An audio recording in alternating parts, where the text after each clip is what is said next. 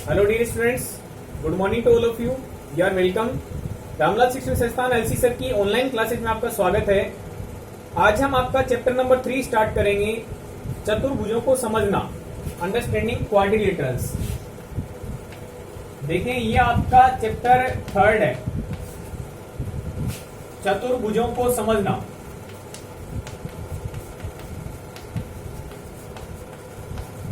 इसमें देखें,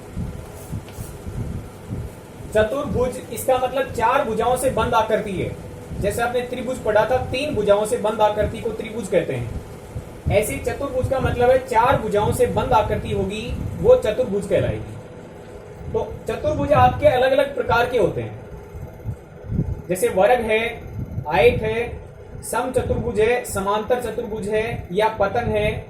ये अलग अलग टाइप के आप चतुर्भुज आगे पढ़ोगे। हम शुरुआत करेंगे, ये जो आपका पार्ट है वो बहुभुज की परिभाषा से स्टार्ट है कि बहुभुज क्या चीज होती है। और बहुभुज से पहले भी एक शब्द समझ लो, सरल बंद आकृति या सरल बंद वक्र। देखो, वक्राकार रेखा आपने पढ़ी होगी, जो घूमती हुई रेखा होती है वो वक्र रेखा होती है। ये आपकी सीधी रेखा कहलाती है। तो एक सरल बंद वक्र क्या चीज है, पहले हम इसको देखें। बंद वक्र से आप पता कर सकते हो कि ओ की आकृति है वो एक बंद वक्र है, क्योंकि ओ जब तक प्रारंभिक बिंदु और अंत बिंदु आपस में मिलेंगे नहीं तब तक ओ नहीं बनेगा। सी है वो एक खुला वक्र है, क्योंकि इसका प्रारंभिक बिंदु यहां पर है, अंत बिंदु यहां पर है, आपस में नहीं मिले हैं, तो ये एक खुला वक्र है। ये बंद वक्र है। क्यों है? क्योंकि इसका प्रारंभिक बिंदु और अंत बिंदु आपस में मिला हुआ है, तो इसको बोलेंगे हम बंद वक्र। तो ये ध्यान रखें इस शब्द के बारे में कि ये बंद वक्र है, ये खुला वक्र है। सरल बंद वक्र किसको बोलेंगे?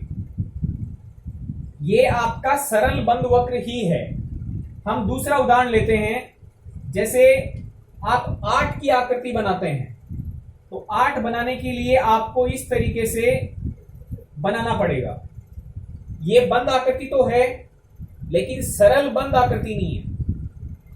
क्यों नहीं है? देखो, क्योंकि यदि आप पेन को यहां पर रख करके किसी रास्ते से चलते हो और वापस उसी रास्ते को नहीं काटते हो या काट देते हो, तब तो कहलाता है साधारण नहीं है, कॉम्प्लेक्स है, जटिल है, सरल नहीं है।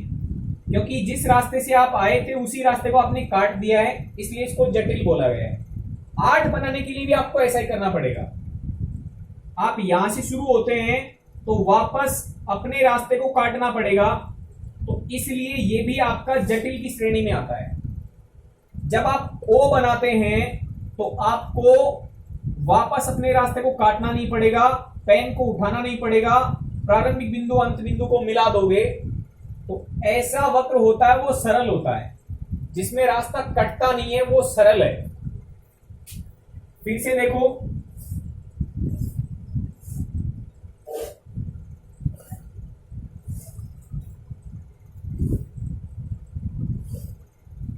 आप देखें, मैंने पेन को नहीं उठाया लेकिन अपने ही रास्ते को मैंने काट दिया, तो इसका मतलब ये जटिल वक्र है।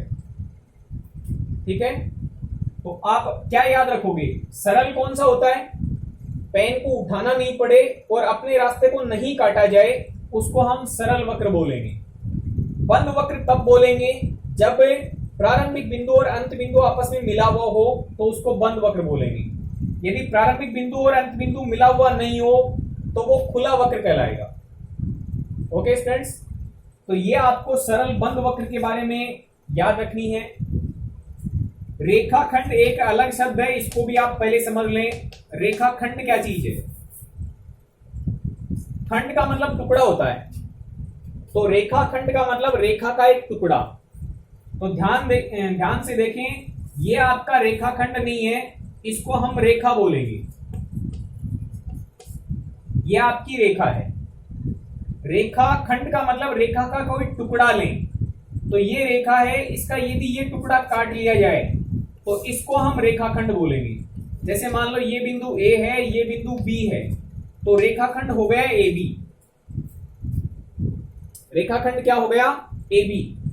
इसके ऊपर यदि रेखा खींच देंगे तो ये रेखाखंड को व्यक्त करेगा, रेखाखंड ए बी। ठीक है, तो रेखाखंड आपको याद रखना है, रेखा का एक टुकड़ा होता है, एक सरल बंद वक्र है, वो क्या होता है इसको याद रखना है। अब हम चलेंगे बहुभुज की परिभाषा पर।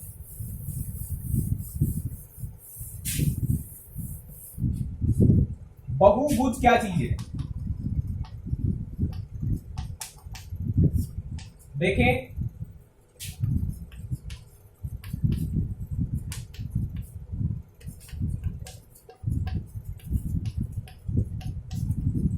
रेखाखंडों से मिलकर बना सरल बंद वक्र बहुभुज कहलाता है।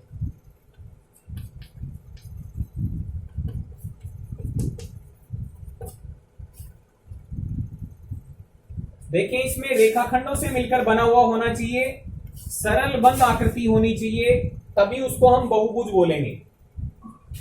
देखो, ये एक बहुभुज नहीं है, ये है बहुभुज नहीं है, क्योंकि ये रेखाखंडों से मिलकर के बंद आकृति नहीं बनी हुई है। सरल बंद वक्र तो है, सरल बंद वक्र तो है, लेकिन रेखाखंडों से मिलकर नहीं बना हुआ है, इसलिए हम इसको बहुभुज नहीं बोल सकते। ध्यान से देखें, ये आकृति भी बहुभुज नहीं है। क्यों नहीं है? रेखाखंडों से मिलकर तो बनी हुई है, लेकिन एक सरल बंद वक्र नहीं है, ये खुला हुआ है, इसका प्रारंभिक बिंदु यहां पर है, अंत बिंदु यहां पर है, इसलिए इसको अभी बहुभुज नहीं बोला जा सकता। यदि इसको बंद कर दिया जाए इस तरीके से, इस स्थिति में भी ये बहुभुज नहीं कहलाएगा। अब ये सरल बंद वक्र तो है, लेकिन सभी रेखाखंड नहीं है। यहां पर ये रेखाखंड नहीं है, रेखा नहीं है, एक चाप की आकृति है या वक्राकार रेखा है। तो बात यह है कि रेखाखंड होने चाहिए और सरल बंद वक्र बनना चाहिए। तो इसका उदाहरण इस तरीके से आप देख सकते हैं।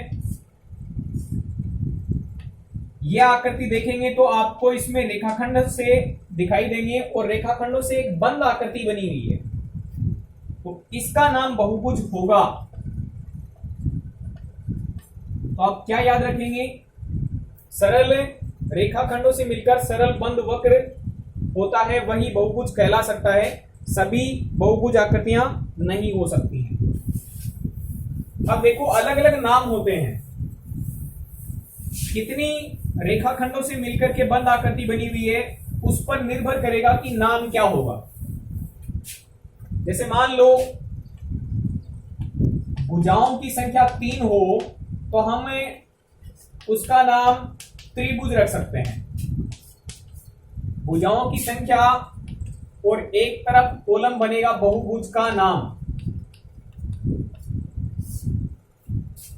तो देखो, यदि 3 भुजाओं से बंद आकृति है तो उसको हमें नाम देंगे त्रिभुज।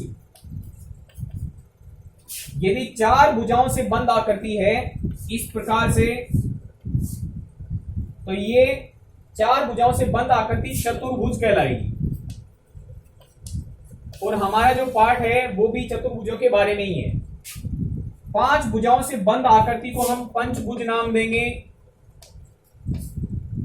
6 भुजाओं से बंद आकृति को हमें षटभुज नाम देंगे। 7 भुजाओं से बंद आकृति को हम सप्तभुज बोलेंगे। 8 भुजाओं से बंद आकृति को हमें अष्टभुज कहेंगे। 9 भुजाओं से बंद आकृति को हमें नवभुज नाम देंगे। यदि 10 भुजाएं हैं तो इसको 10 भुज बोला जाएगा। और यदि n भुजाएं हैं तो उसको n भुज नाम दे सकते हैं।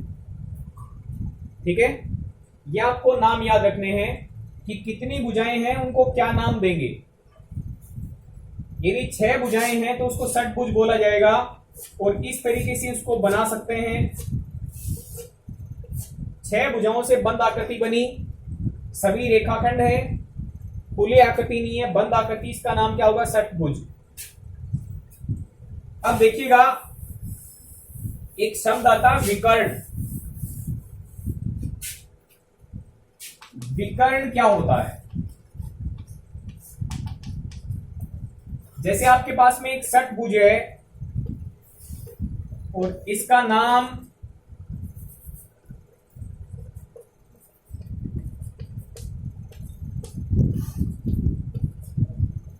ये है। साधारणतः अंग्रेजी में नाम दिए जाते हैं, आपको भी जो चित्र दिया जाएगा उसमें अंग्रेजी में नाम होगा। यदि विकर्ण की बात की जाए तो हमें इस शीर्ष की बात करते हैं। इसमें 6 शीर्ष है कुल, ए बे से दे ये रे, ये टोटल 6 शीर्ष हैं। किसी एक शीर्ष से जो जुड़े हुए शीर्ष नहीं है उनको जोड़ दें तो हमें विकर्ण प्राप्त होते हैं।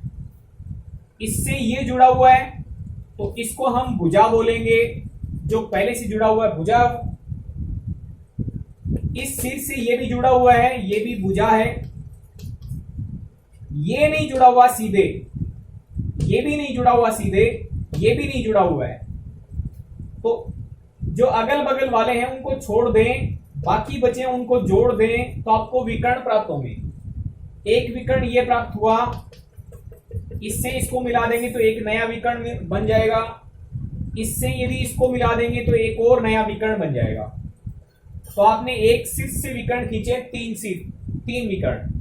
ऐसे ही आप दूसरे शीर्षों से भी विकर्ण खींच सकते हैं। जैसे मान लो ये शीर्ष है आपके पास, तो इससे ये मिली हुई है तो ये तो भुजा कहलाएगी, ये भी मिली हुई है तो ये भी भुजा कहलाएगी।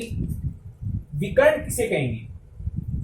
इसको इससे मिलाएंगे तो एक नया विकर्ण बनेगा, इससे इसको मिलाएंगे तो एक नया विकर्ण बनेगा, इससे इसको मिला दिया पहले, ये विकर्ण पहले ही हम गिन चुके हैं। ऐसे हम कई सारे विकर्ण खींच सकते हैं। ओके स्टूडेंट्स, तो इनके बारे में हम आगे पढ़ेंगे। Thank you very much.